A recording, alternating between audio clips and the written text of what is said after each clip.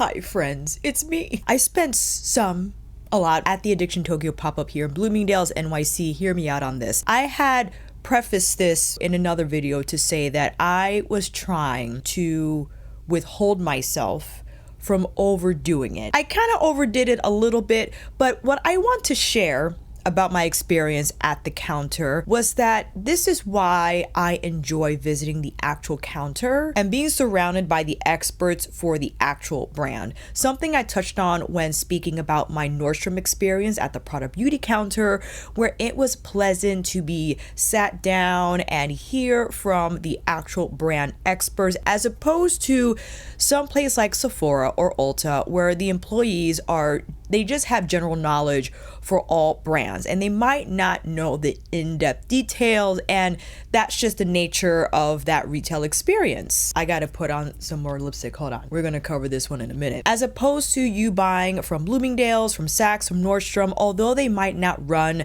as many sales or not have a large of a discount like Ulta or Sephora, what you get in exchange are free gifts and just being appreciated as a customer. And allow me to explain. Well, let me go through what I bought first. Initially, I had just wanted one quad.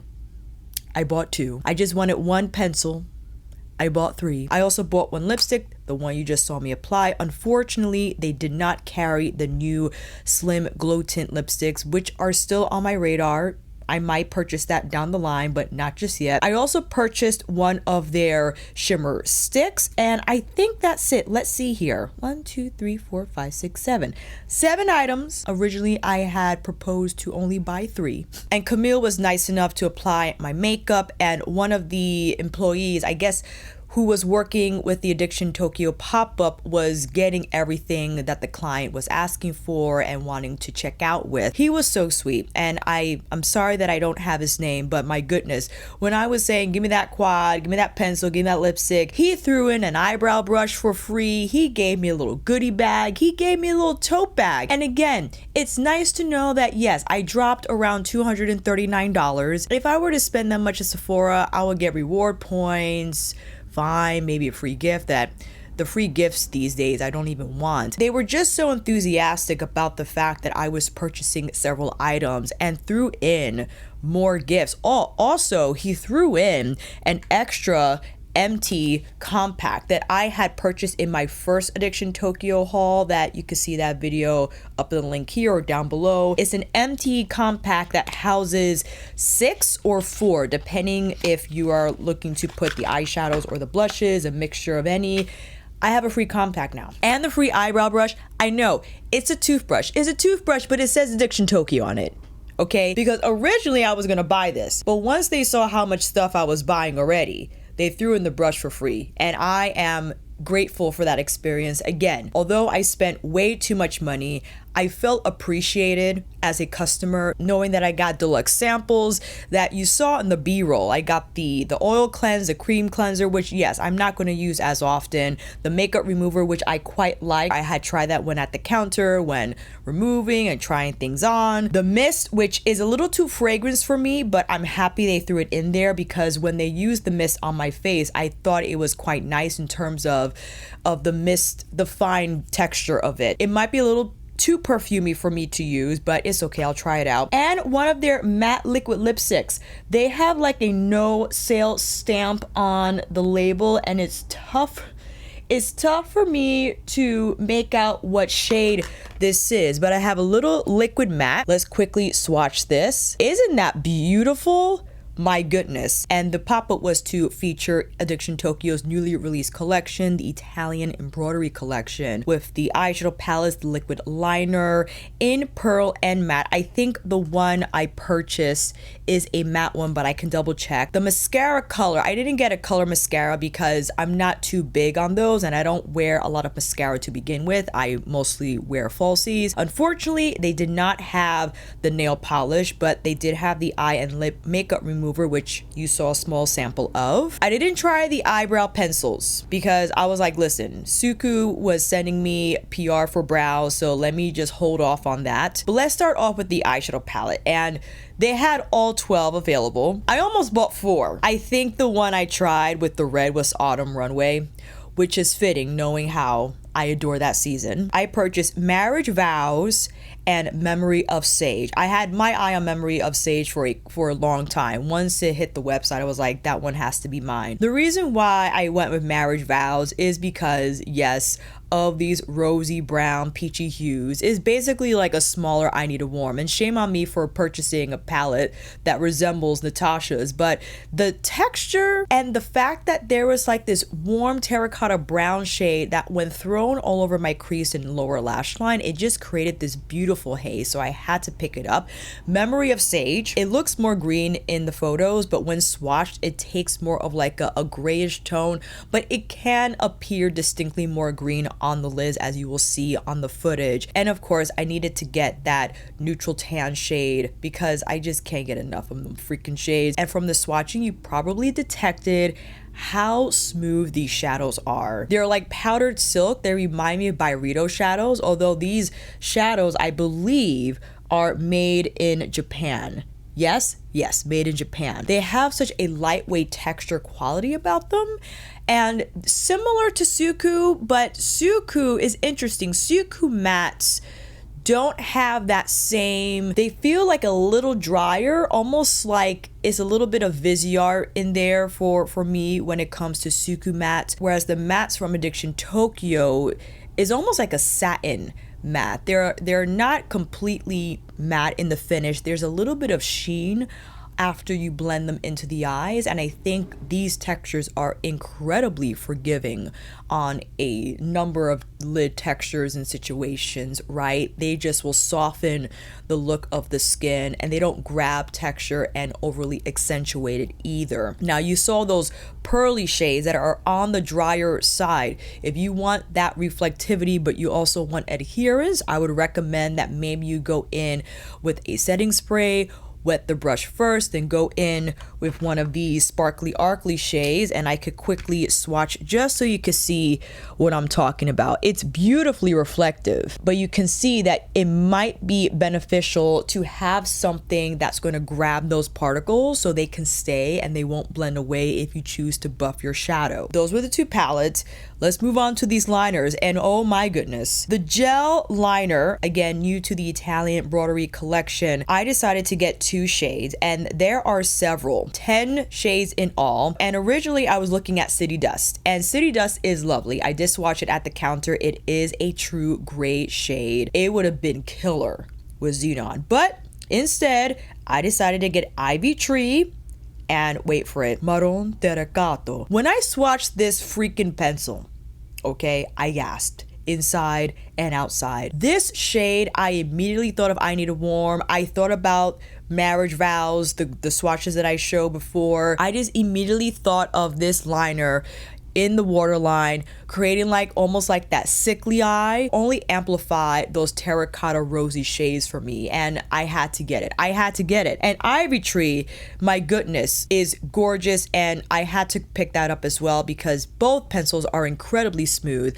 I would say there's a little more smoothness from the terracotta, and the Ivy Tree a touch drier. I don't know what it is where these warmer shades, maybe the pigments are smoother. I'm not entirely sure, but happy to have picked that up. They also had Apricot Nectar. I didn't swatch all the pencils because I think subconsciously I was stopping myself before I added anything more to my basket. Bloody Berry was beautiful. Rose Dust was also lovely. Rose Dust was, it was a rose pencil, but the Marron, I had to get that, which I did. Now the liquid liner, they have 7 shades. I didn't try any of the pearl shades because again, I'm like, enough already. The liquid eyeliner here on the website, let me see here, only comes in Black River and Melting Brown, but I picked up Pine Green. Maybe Pine Green is in their permanent lineup, but whoa, when I applied this on my lid, I was like, it has to be mine. I think the green is just rich. It's a true forest green with a little bit of teal in there, and I have them side by side, Pine Green on one side and Ivy on the other, and Ivy definitely is a little more of like that olive tinge of green, and then from pine green, which I think appropriately named, you can detect a little bit of more like that pine hue. It appears a little more richer in color. I love them both, and because I was getting Memory of Sage, I felt they would just enhance those shadows. And I was also thinking about yucca. Okay, using ivy green and pine with yucca, the Marron Terracato with I Need a Warm. Okay, even with yucca as well. And I'm sure, oh, bronze is going to be a party up in here. Okay, and the lips, this is from their permanent lineup. I believe it is called the lipstick with extreme shine, the lipstick extreme shine. Yes, 14 shades in all, and I purchased the shade Not a Girl 017, which is a soft brown. Likens to, which you probably have seen from the swatch and also here on the b-roll, reminds me of Suku's Moisture Glaze 100%. I do think the Moisture Glaze has just a touch more shine, and they are similar in pigment for sure. I consider them to be the same lipstick 100%. But if I were to pinpoint the minute differences between the two, it will be that. I think Moisture Glaze has a little more shine because, again, Moisture Glaze is not so much a lipstick like the Extreme Shine lipstick is. I think this is more of a lipstick product with a lot of shine, whereas Moisture Glaze is more of just like that, a glaze, like a balm with a little more pigment than what a balm would offer and a lot more shine than a typical lipstick would offer. And again, in short, I would consider them to be a similar product. I'm going back and forth, however, because Addiction Tokyo's Lip Balm Glow Tint, I feel would be their equivalent to the Moisture Glaze. But you know, who knows? I unfortunately did not have the opportunity to try that product because it was not available at the counter, but man, I still have my eye on it, so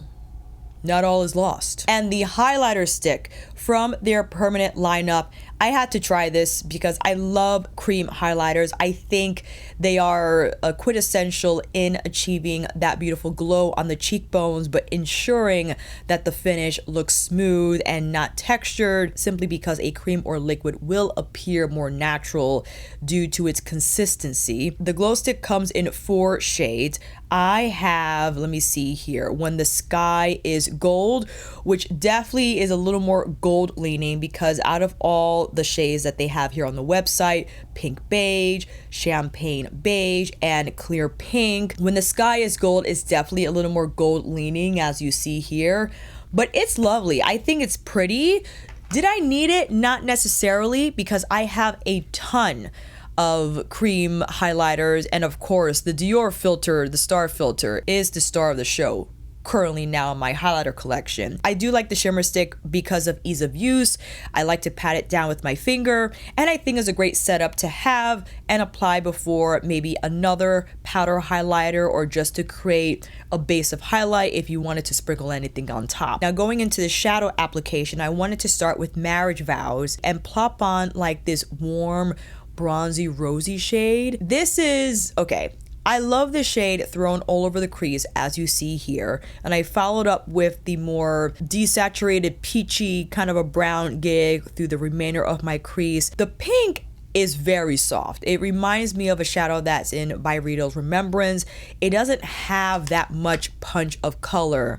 As you see, it just offers a beautiful glow to the lid, and then followed up with the shimmer on the inner corner, and then pop some shimmer on the center of the lid to bring out that shine. And now with the Marron Terracato liner on my waterline and also on my top lash line, and this brought everything together. Just the nature of the shade when paired with the shadows in Marriage Vows, I couldn't ask for a more perfect rosy brown eye. And with Memory of Sage, I decided to set up the eye look with that neutral tan shade. I could just use all by itself. I could also throw on black coffee on the lid and maybe the more champagne color on the lid, but I decided to follow up with that sage color.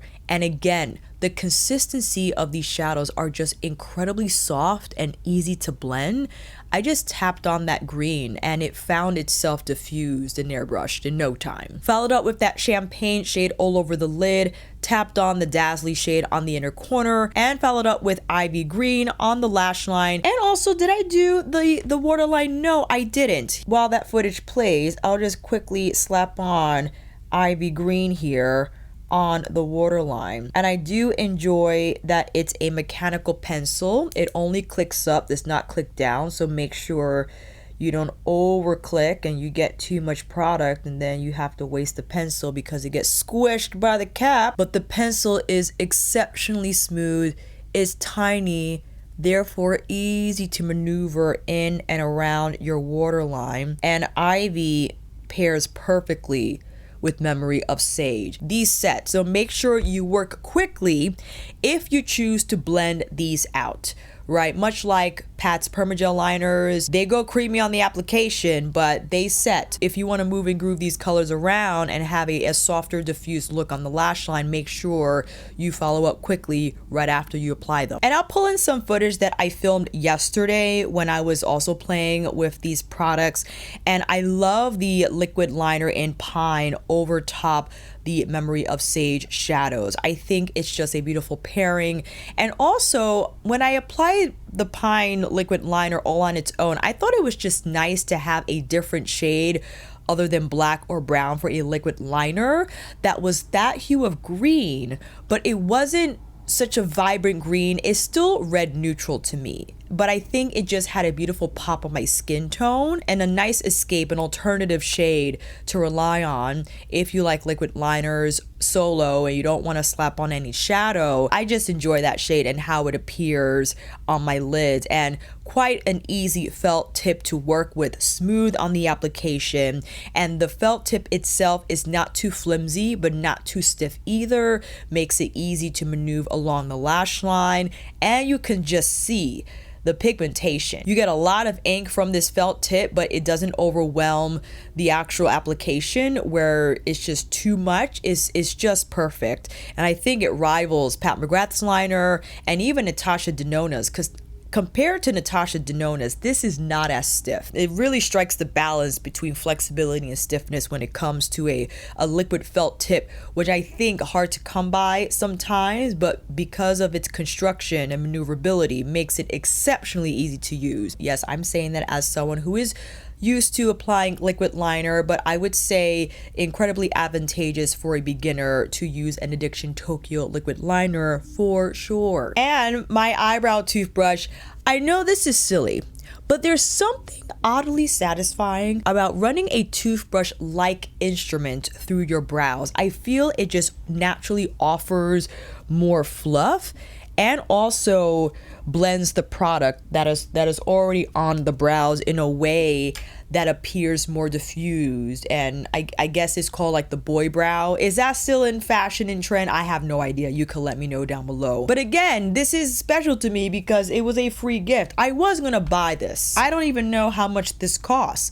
Let's see if we can find it on the website. And the brushes, I believe, are synthetic. When Camille was applying my makeup, the brushes did feel soft, almost like they reminded me of like Westman Atelier brushes, not gonna lie. Yeah, the eyebrow brush groomer 03 is $22. We saved $22. They also have the spoolie, what they call the brush screw, and a number of different makeup brushes, which I stayed away from.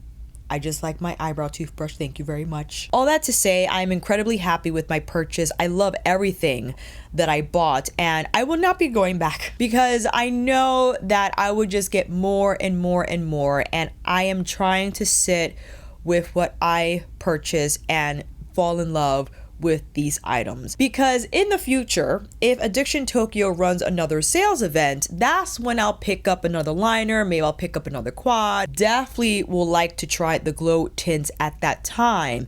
for now, I think I will stop here, and I hope this footage helped, because if you don't have an opportunity to try the products in person like I did, hopefully seeing these products in action with the close-ups, and if you are similar to my skin tone, you can better gauge what's the purchase for you or not. I have no idea what the situation is with my affiliation. I have been patiently waiting for a response from the Addiction Tokyo affiliate people or whoever is managing the affiliation for that brand. So hang on tight. Just keep your baskets full, okay, until I get that freaking link. All that to say, thank you so much for making it this far into the video. If you found it helpful and enjoyed what you just saw, maybe press that like button and consider subscribing for more videos like these, and stay tuned for more as Suku is releasing new products, and I cannot wait to share what they have sent. Until then, let me know if you have any of these products that I showed from Addiction Tokyo down below, and I will see you on here next time.